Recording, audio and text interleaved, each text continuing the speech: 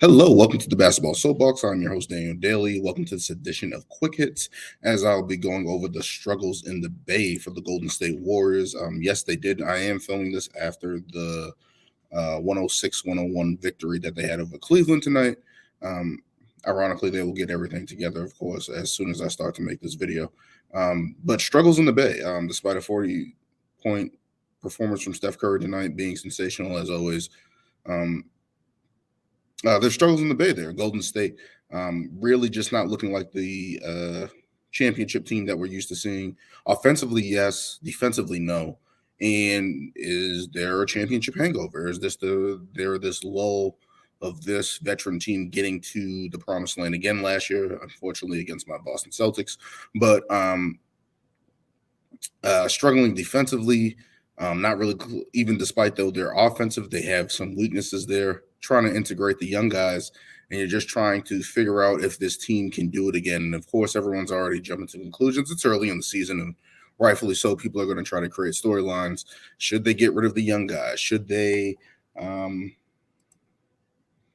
trade these young pieces and try to get more veterans in here to make this one last push for Curry, Draymond, and Clay? Is that going to be the move? Should they give it more time? And I'm only going to lean on the side of time, but let's talk about the issues that this team is having right now. They're one of the last teams in defense, of course, that improved tonight as they hold the team to 101, Cleveland to 101. But right now, their defense is 30th in points per game. They're giving up a lot of points tonight. They held Cleveland just to a little bit over 100 points at 101. Their defensive rating is one of the bottom in the league. Opponents' field goal percentage is pretty high at 47% from the field, and fouls per game. They're giving up a lot of free throws early in the season. Maybe that's just a hangover. Maybe that's integrating new guys. And it's just looking very stagnant on defense for this team. When you look at the history of this Curry team, they've always usually been a middle to top of the pack in defensively as well as offensively. I believe a couple of years they were both first on both offense and defense. I think it was 2017, 2016, but yeah, they're usually high. And to see this defensive lapse, giving up 3-pointers, guys getting to the basket easy, it's like that front line, especially depending on Draymond Green, to provide that to be the guy in rotations to protect the rim, provide that last line of defense with Kevon Looney and other guys that they have rotated in and out over the years. But to see this team struggle defensively like this, it's like guys are attacking Jordan Poole. Guys are attacking Steph Curry. Guys are even going at Klay Thompson. Yes, Klay Thompson's coming off injury and stuff like that.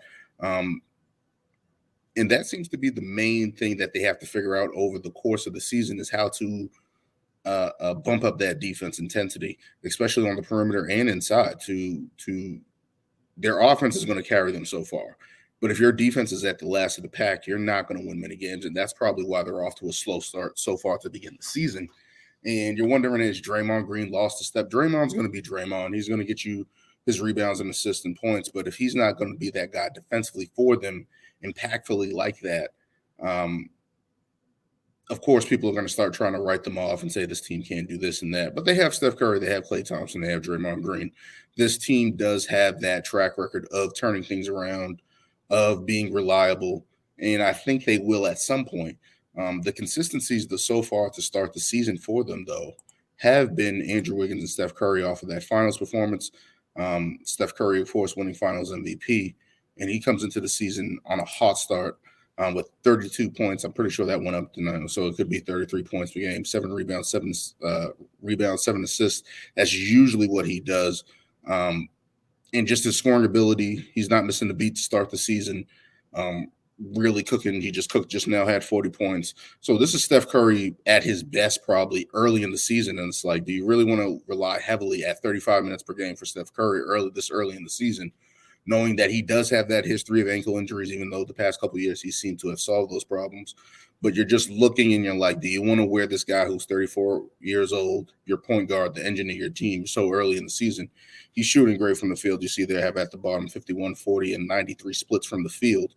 And this is Steph Curry. This is probably Steph Curry in the limelight of his prime. you want to say. He's been able to extend it, especially being a jump shooter.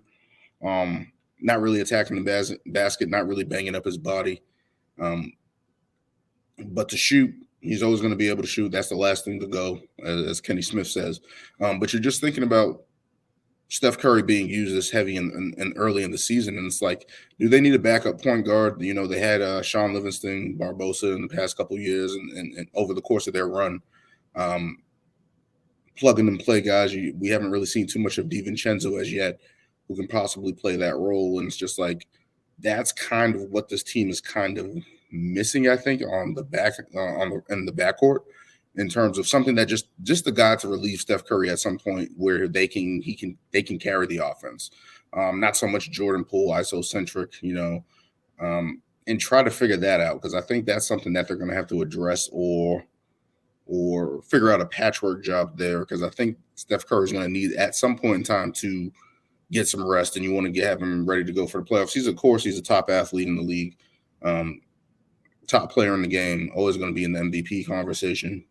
But at 34 years old, being a smaller guard, a frail guard, you want to say, and just to ride him this early in the season just might be a concern for me heading into it.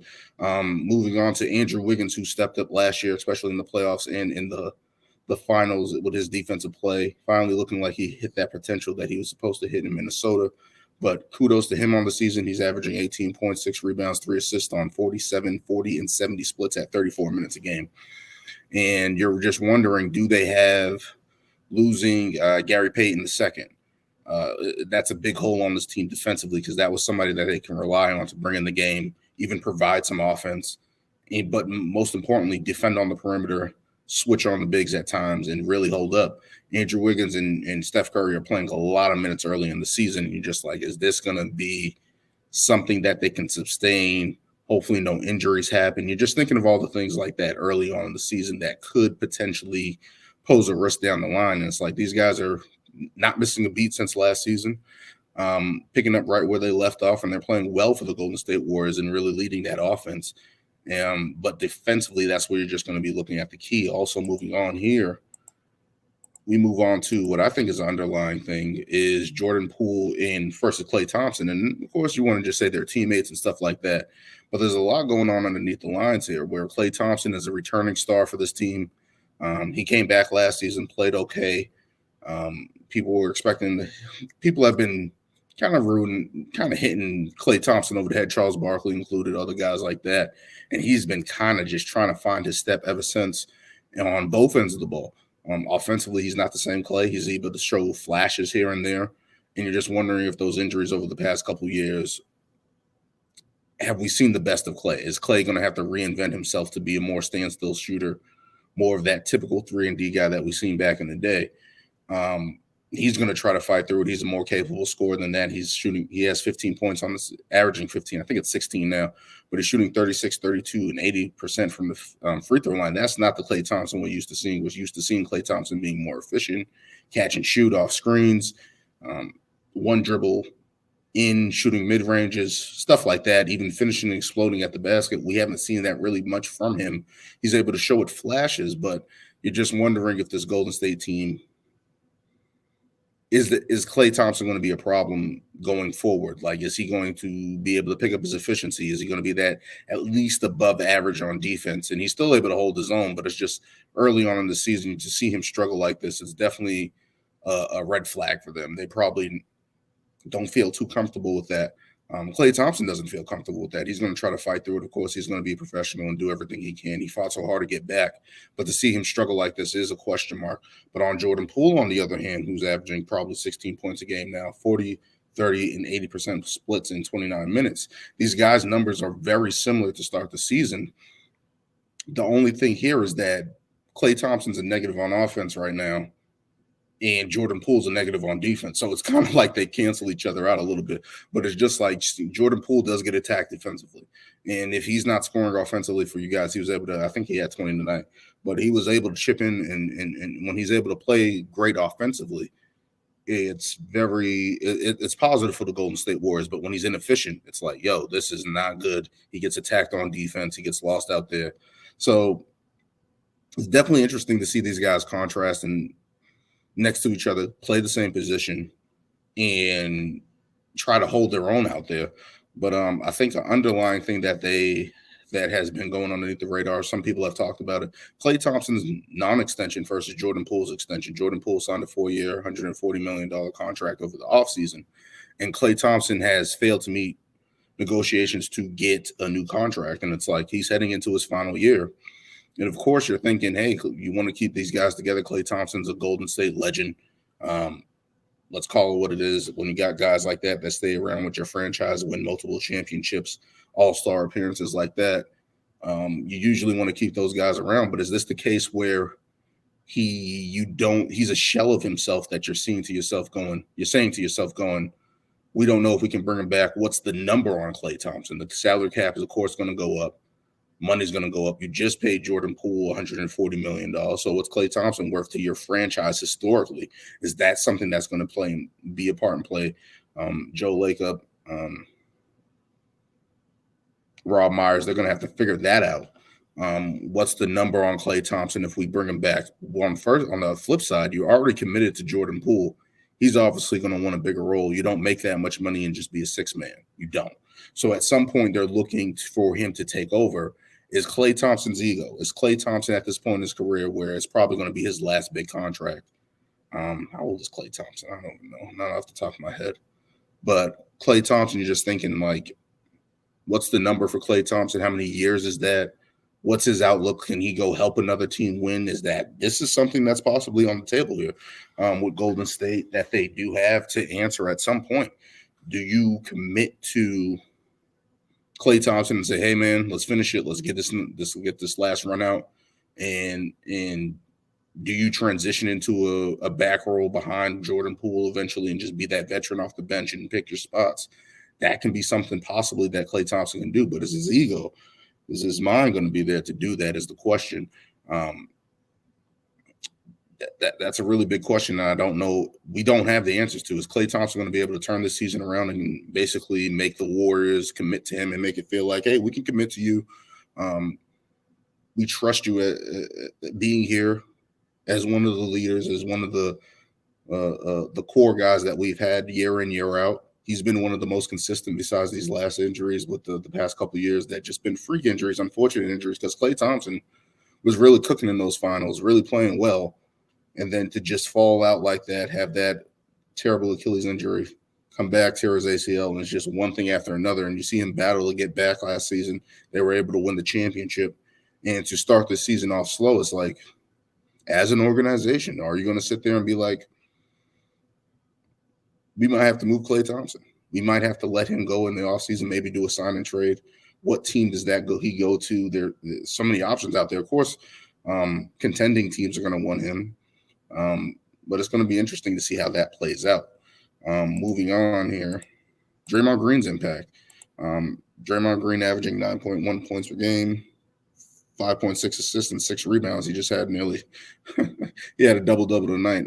Double-digit rebounds, double-digit assists for him, which is kind of normal for him that we're used to seeing.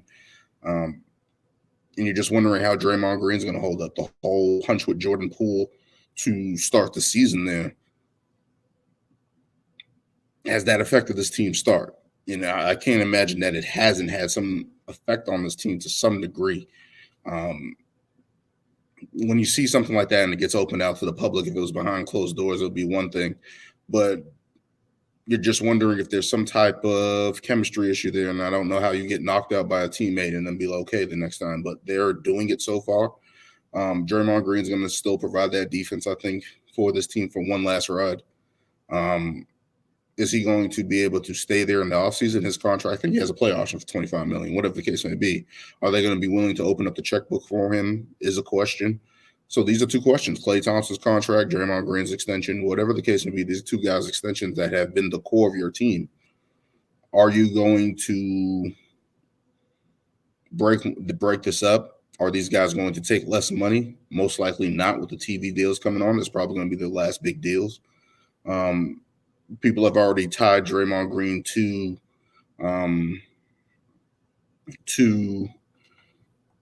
the Lakers when all that happened, and everyone was like, "Oh, he's going to the Lakers. This is his way out," and stuff like that. But Draymond Green is going to be Draymond Green. He's going to be professional. He's going to be an irritant on the floor. He's already done that this season. He's going to be up in people's faces. He's going to be combative. He's going to be battle tested on the front lines of Golden State, and I don't see them moving him, especially with the young core not catching on as quickly. I think Draymond Green does have value to this team. How much is that value? I don't know. But again, this is something that GM, the owner of the Warriors, are going to have to figure out and really put together a plan here, because do you trade this young core moving on here? Because Draymond Green, he's going to be Draymond Green. We know what Draymond Green's going to be. But moving on to the young core, James Wiseman, Moses Moody, and Jonathan Kuminga have all had their various struggles this season. Steve Kerr hasn't been able to trust them like you thought he would. He played them a little bit more last season during the season. Jonathan Kuminga, Moses Moody, those guys there. James Wiseman was out. So what do you do? And you're looking at the production out there I have below, and you're wondering how are they going to be able to catch? It's still early. The Western Conference is not gone. There's a bunch of teams out there struggling, trying to figure out. Injuries happen. This team has been able to stay intact. Can these young guys catch on? And that's the real question here that you're trying to figure out. Can this team catch on and move forward and continue to click? Because these guys were all lottery picks, James Wiseman, Jonathan Kuminga, and you're just like, these guys should be able to catch on here. That's what they brought here for, and it seemed like it was the perfect foil, perfect plan for the Golden State Warriors. And now you have Klay Thompson uncertainty. Now you have James Wiseman uncertainty. Jonathan Kuminga. How are these guys going to play together? Can they figure it out? Can Steve Kerr figure it out? And this team has moved to 5-7 on the season after beating Cleveland. So it's still early. It's only 12 games into the season for them. Can they get these guys? Because James Wiseman provides a athletic ability that they don't have. Jonathan Kuminga provides a strength, athletic ability that they don't have. Jonathan Kuminga could be that variation of Andre Iguodala, I think, in their role for him, especially Andre Iguodala mentoring him and getting him right. Moses Moody is a shooter, so you're like, who doesn't need more shooting in the NBA, especially the Golden State Warriors.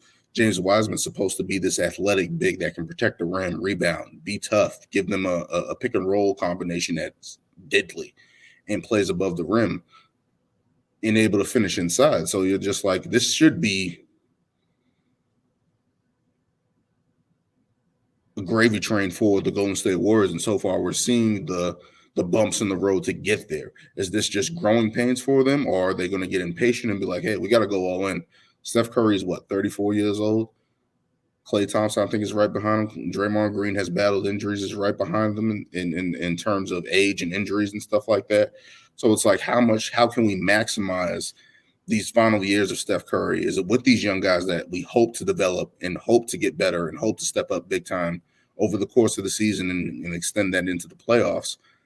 Or do we make trades and get other guys in there? Do we get in the Miles Turner sweepstakes? Do we get into the Buddy Hield sweepstakes? Do we look for another guy out there? Is there another guy out there that we can get and get for these young guys and really turn things around for us that was maybe a question mark for us that turns into a positive for us? That's something that Golden State has to figure out.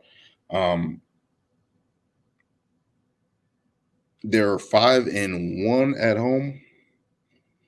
This Warriors team, and I think they're the first title team to start out 0-6 on the road to start the season, and that's something that's very troubling for Golden State. Of course, they're going to take care of home, the Chase Center, but on the road, it's like, to start off like that is just this early growing pains in the early season, or this bad signs that you can't depend on your bench on the road. You're going to have to play the starters heavy minutes. You're going to have a 7-man rotation on these road games, where this really should be an opportunity to grow these young guys, get them in there, and get the starters some rest. Steph Curry, Klay Thompson, Draymond Green, get these guys some minutes to breathers, where you guys can build up big leads and hold them. And we're just trying to see if they can do that so far to start this season.